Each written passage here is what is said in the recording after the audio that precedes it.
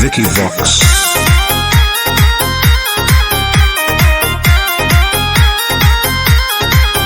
बंगाल के ही हमरो सिहली रे, हमरा जैसन मजा नहीं मिली रे।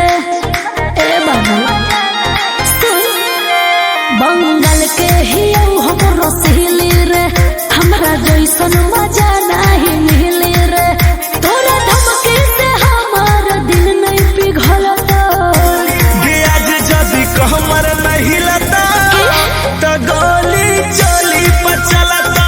अच्छा जे बीच समियाना में बोलता तो गोली चोली पर चलता।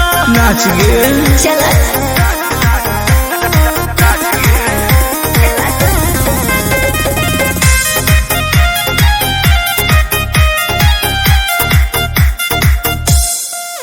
हियो साटा पे छोड़ा रे आइल, काहे होखी रे ते धाधाइल। जदि होखी तू बमू के गोला तो हम खुद ही मिसाइल। बच के रही हियो खाती मगहिया मरब गे तो हको घर जिला हमर नवादा। अच्छा। नचनिया त कायदे में रहे ओहो छोड़ी उड़े में हमारा से ज्यादा। छोड़ा हमारा फिर तोर दाल नहीं गलतो।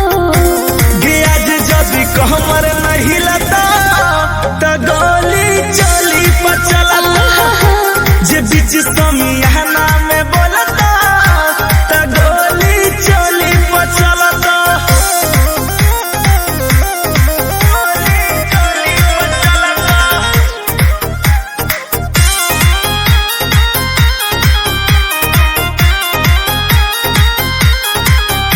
और शासन पुलिस चाहे नेता सब हो कोई रे कर छोहेता।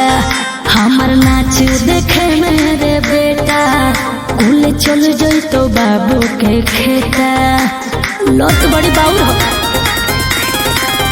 जितना लेही उतना देबो। अच्छा आज पैसा नहीं डॉलर उड़ाइबो। सचो? चाहे बिक जइतो बाबू के धनवा बाकी रात भर तोरा नचइबो। सन तो नूरा जीव तोरा कुछ नहीं मिलता। गे आज जदी कहमर नहीं लता तो गोली चली पर चलता। जे बीच समियाना में बोलता